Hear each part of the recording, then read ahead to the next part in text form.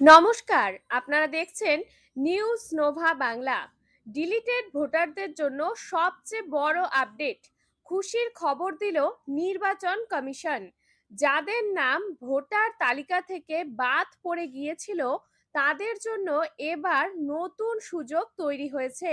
এখন সবাই একটাই প্রশ্ন করছে, আমরা কি আবার ভোট দিতে পারবো? উত্তর হলো, সুযোগ আছে, কিন্তু শর্ত আছে। যদি আপনি ট্রাইব্যুনালে গিয়ে প্রমাণ করতে পারেন যে আপনি একজন সঠিক ভোটার এবং ট্রাইব্যুনাল সেটি মেনে নেয়, তাহলে আপনার নাম আবার ভোটার তালিকায় ফিরে আসবে। আর নাম ফিরে এলে আপনি ভোট দিতে পারবেন। কিন্তু এখানে সবচেয়ে গুরুত্বপূর্ণ বিষয় হলো সময়। ২৯শে এপ্রিল দ্বিতীয় দফার ভোট।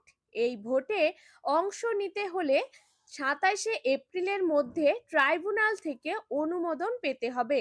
মানে ২৭ তারিখের আগে অনুমোদন আর ২৯ তারিখে ভোট।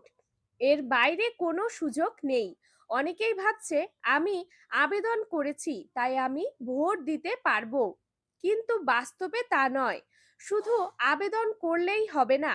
আবেদন যদি পেন্ডিং থাকে তাহলে কোনোভাবেই ভোট দেওয়া যাবে না। শুধুমাত্র যাদের আবেদন মঞ্জুর হয়েছে এবং ট্রাইব্যুনাল থেকে ফাইনাল অর্ডার এসেছে তারাই এই সুযোগ পাবে।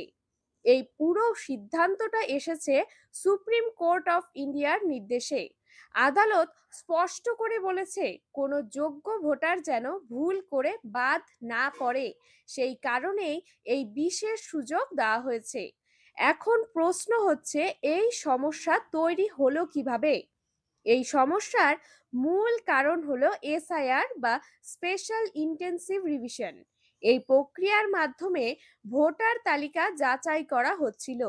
উদ্দেশ্য ছিল ভুয়ো নাম বাদ দেওয়া, কিন্তু বাস্তবে অনেক ক্ষেত্রে আসল ভোটারদের নামও ভুল করে বাদ পড়ে গেছে। আর সেই ভুল সংশোধনের জন্যই এই ব্যবস্থা করা হয়েছে। এখানে অ্যাপিলেট ট্রাইব্যুনাল সবচেয়ে গুরুত্বপূর্ণ ভূমিকা পালন করছে। তারা আবেদন যাচাই করছে, তারা দেখছে নাম কেন বাদ পড়েছে, তারা নিশ্চিত করেছে আবেদনকারী সত্যি ভোটার কিনা। সবকিছু ঠিক থাকলে তারা একটি অফিসিয়াল অর্ডার দিচ্ছে এবং সেই অর্ডারের ভিত্তিতেই নাম আবার তালিকায় যুক্ত হচ্ছে। এই অর্ডারটাই ভোট দেওয়ার একমাত্র ভিত্তি।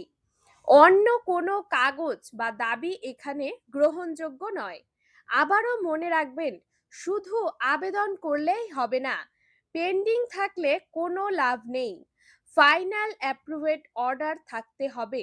সময়সীমা সবচেয়ে গুরুত্বপূর্ণ, কারণ ২৭শে এপ্রিলের মধ্যে অনুমোদন না এলে ২৯শে এপ্রিল ভোট দেওয়া যাবে না। এই নিয়ম সবার জন্য এক, এখানে কোনো আলাদা সুযোগ নেই।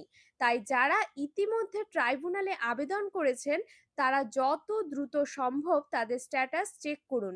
অনুমোদন পেয়েছেন কিনা নিশ্চিত করুন, কারণ সময় খুব কম। এখন অনেকেই জানতে চাইছে, সবাই কি এই সুযোগ পাবে? উত্তর হলো না। শুধুমাত্র তাদের জন্য এই সুযোগ যাদের নাম সত্যিই ভুল করে বাদ পড়েছে এবং ট্রাইব্যুনাল সেটাকে স্বীকার করেছে। অন্য কেউ এই সুযোগ পাবে না।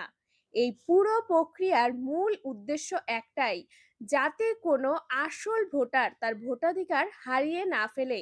তাই শেষবারের মতো পুরো বিষয়টা এক লাইনেই বলি, নাম কাটা গেছে, ট্রাইব্যুনালে আবেদন করেছেন, ২৭শে এপ্রিলের মধ্যে অনুমোদন পেয়েছেন, তাহলে ২৯শে এপ্রিল ভোট দিতে পারবেন, না হলে পারবেন না।